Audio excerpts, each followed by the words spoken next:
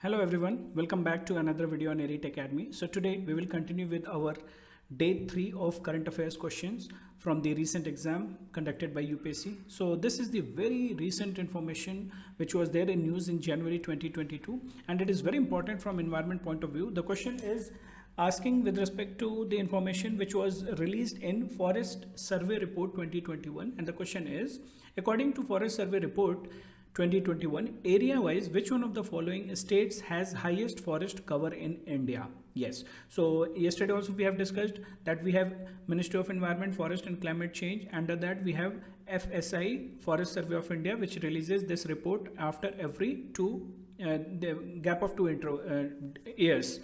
So this last time this report was released was in 2019. Now we have in 2020, and next will be in 2023. Okay, so this was in news.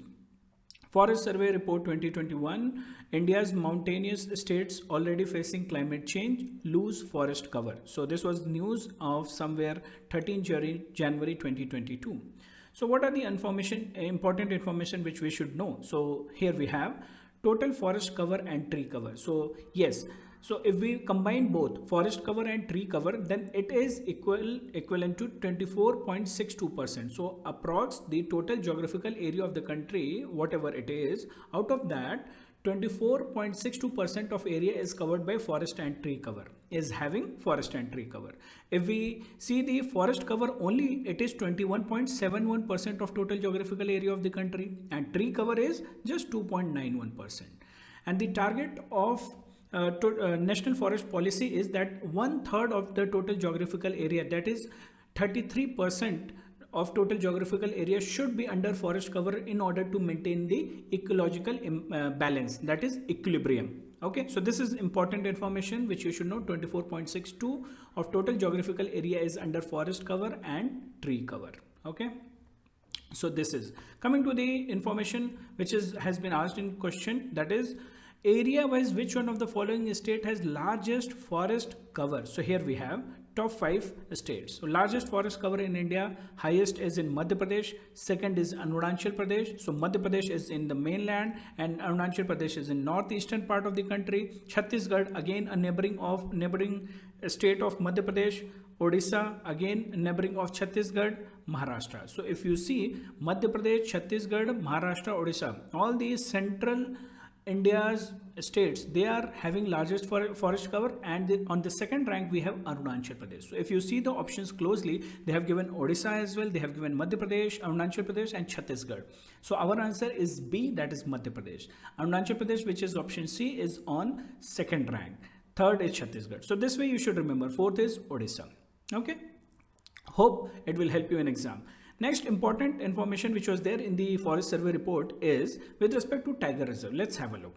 So tigers in India accounts for, this information is very interesting, so that's why I have kept it. See the lines written in blue color.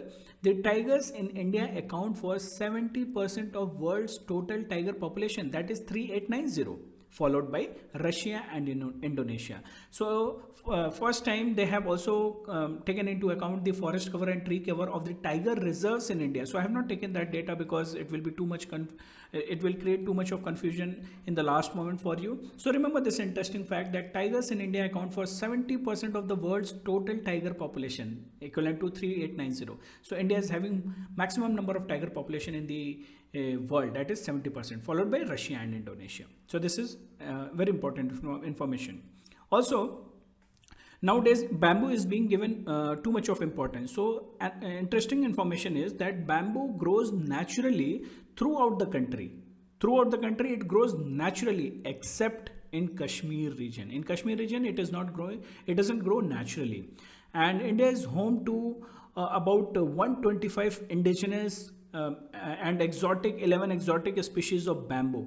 Okay, so if sometimes, let's say if they give us a option that which state has maximum bamboo bearing area, so in which state maximum bamboo is being grown, bamboo bearing area, so it is Mizoram and Arunachal Pradesh. First is Mizoram, then is Arunachal Pradesh. So that is both the states are from northeastern part of the country. And another surprising element, states with minimum bamboo bearing area. So listen it carefully, minimum bamboo bearing area. So Madhya Pradesh is having minimum bamboo bearing area. So mostly other trees are there, not bamboo. So minimum bamboo bearing area, Madhya Pradesh, and then Maharashtra. Okay, and maximum bamboo bearing area, Mizoram and Arunachal Pradesh. So this is it with respect to this forest survey report. However, this report has many other information. You must have come across the revision notes whenever you would be going through the compilations of the current affairs. So there are other interesting elements as well. But for now, in today's discussion, we will keep this much only. So revise all the important observation from the report. Let's see the next question. So we have this very simple question. On prima facie, it looks very simple, but in examination hall, when you will see this, the same question will look very complicated, or it might look complex. Okay, the question is, on 14th January, that is Makar Sankranti, which one of the following ministries has organized a global Surya Namaskar demonstration program? So Surya Namaskar, it is something related to yoga. So some of you can naturally conclude the answer, but so it is a cultural element, so someone can mark Ministry of Culture also, Ministry of AYUSH is there, Ministry of Health and Family Welfare, and Ministry of Tourism. So all the ministries which have been given in the option, they are closely, it can give us, it can create problem, it can create confusion. Okay, so let's discuss it. So 14 January 2022, on the holy occasion of Makar Sankranti, under Azadi ka Amrit Mahotsav, Ministry of AYUSH, so answer is B, Ministry of AYUSH had organized this event, this program, where the target was that a large scale virtual Surya Namaskar program where 75 lakh people or the participants will participate in this program. So that was the target, observing COVID appropriate behavior. And the theme was Surya Namaskar for Vitality, means Surya Namaskar Jeevan Shakti ka Aadhar. Okay, so in order to popularize that, this theme was kept, and this event was organized. So it was by Ministry of AYUSH. So it was something like this.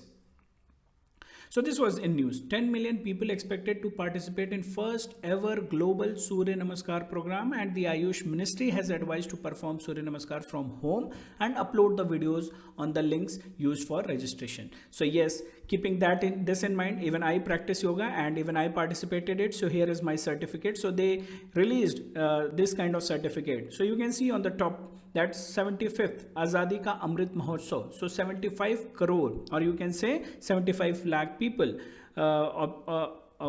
conducted they participated in this Surya Namaskar. So 75 crore Surya Namaskar. This is a certificate where 750 million Surya Namaskar was conducted, and Himanshu Shukla has participated in this challenge for 21 days organized. So this was it was also to celebrate the 75th anniversary independence. That's why the theme was 75, 75, 75. Okay, so remember this. It was Azadi Ka Amrit Mahotsav, and ministry was Ministry of AYUSH Ministry.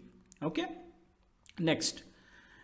Another information, the question which was there related to AYUSH ministry was, which of the following are the parts of Government of India's AYUSH initiative? Okay, so if you see the options closely, first option is saying allopathy, Unani, yoga. So wherever allopathy is coming, you just eliminate the option with allopathy. So option A has allopathy, option C has allopathy, option D has allopathy. Allopathy is our regular medicine system where we take the regular medicine. So it is not covered under AYUSH. We have separate ministry itself. So Ministry of Health and Family Welfare, their allopathy is working. But under Ministry of AYUSH, we have all these components. So that is A for Ayurveda, Y yoga and naturopathy, U Unani, S Siddha, and H for homeopathy.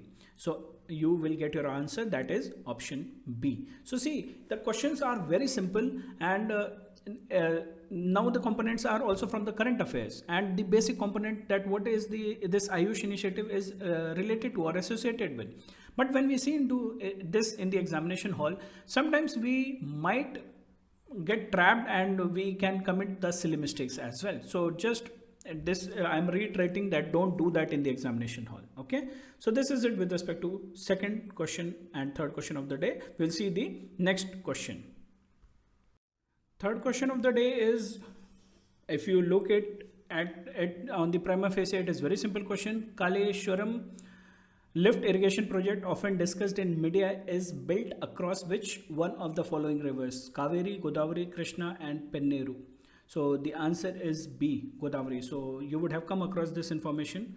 And Kaleshwaram Lift Irrigation project, or it is also known as KLIP, is a multi-purpose irrigation project. So it is a multi-purpose irrigation project on Godavari River in Telangana, and it is being said that it is world's largest multi-stage lift irrigation project. Okay, so this is why, that's why it is very important and unique, because lift irrigation project, so it is lifting the water of Godavari River and its tributary from low flowing levels to upper areas by deploying gigantic pumping machines at multiple levels, 600 meter above sea level. So it is taking the water and lifting the water, and it is supplying the water 6 meter above sea level.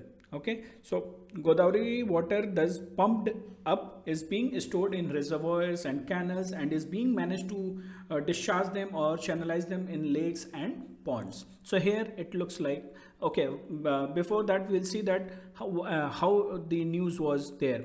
And this news was there already 2 years back in 2019. Mega Kaleshwaram project becomes operational. So since that time, since 2019, it has been there in news multiple times. And the multi-stage which we are talking about, it looks like this.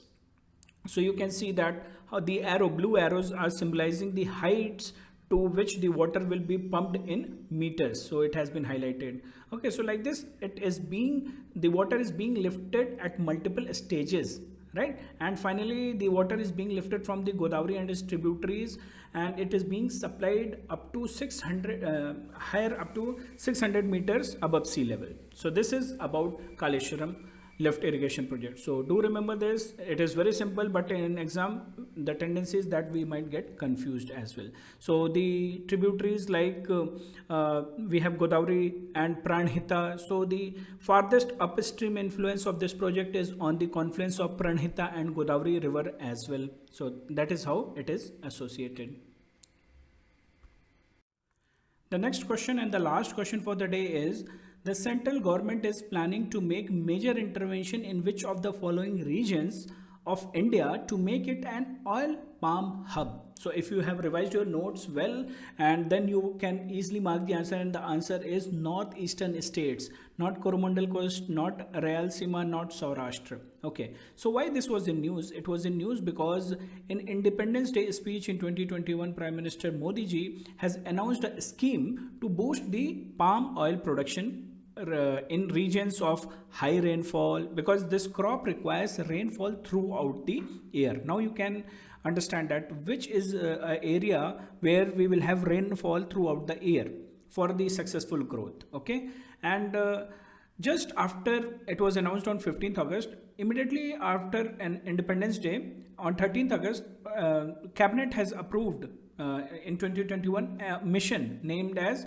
National Mission on Edible Oils, Oil Palm. So that is NMEOOP. So National Mission on Edible Oil Palm. So it was launched. Basically the idea was to reduce India's dependence on importing edible oils. So this was the target, and in that scheme government announced that the northeastern states, ecological sensitive northeastern states and eastern archipelago of Andaman and Nicobar Islands will be used for the cultivation of palm oil. Okay, cultivation of this palm. So where two areas, northeastern states and eastern archipelago of Andaman and Nicobar. So why this? Because India is heavily dependent upon the palm oil import, and Malaysia and Indonesia supply more than 80% of world's palm oil. So Malaysia and Indonesia, India and Indonesia is the largest producer of palm oil. India is somewhere on 17th rank. Okay. However, on the other hand, India is world's largest palm oil importer, heavily dependent upon these two countries to meet about 60% of our needs. So 60% of our needs are being supplied from Malaysia and Indonesia, and world's total whatever total palm oil production is there, 80% is being produced by Malaysia and Indonesia.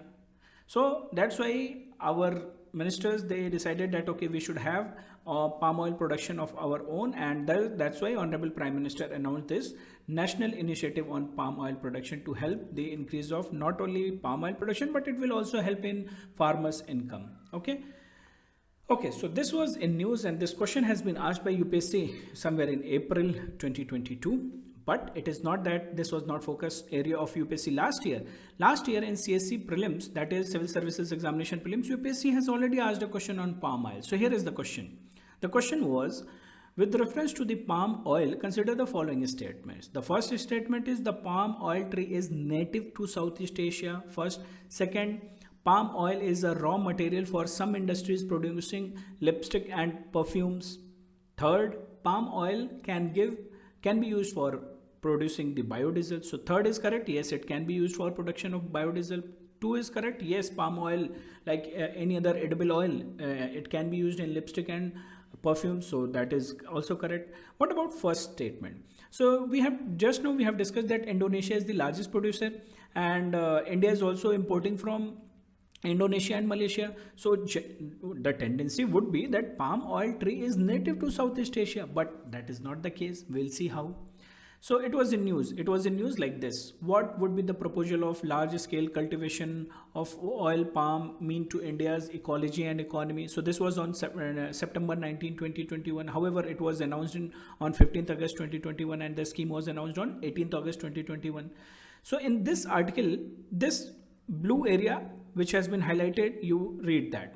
The plant was cultivated in Western Africa and reached global markets with the Atlantic slave trade 5 centuries ago. So it is not native to Southeast Asia. So this was given in the article. That's why current affairs and that too the news articles mentioned, especially in the Hindu and Indian Express, they are very important. The palm oil tree is native to Western Africa, not Southeast Asia. And it is also written that, again, you read the 3 lines highlighted in blue. This was some backdrop they have given. This was difficult in Western Africa, where the large palm oil trees tend to be more scattered. This was not the case when same trees were carried to Southeast Asia. Means this article is telling that Southeast Asia got its palm trees, or the palm was coming from Western Africa to Southeast Asia. It was not natively growing there. Okay, so this is it with respect to palm oil. And palm oil, yes, it is very important. We have discussed, and UPSC has asked also. Western Africa is the answer.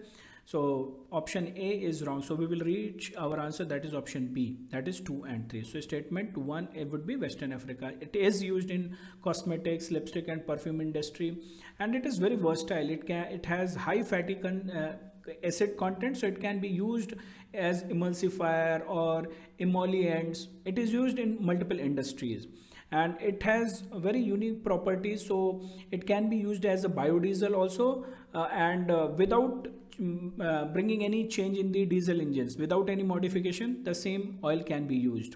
Okay, so this is it for today. Hope you enjoyed the discussion and you had a good time, and I am sure that you would have been able to recall the current affairs which you would have revised related to these topics. So take care. We'll meet in the next video tomorrow, and study very well.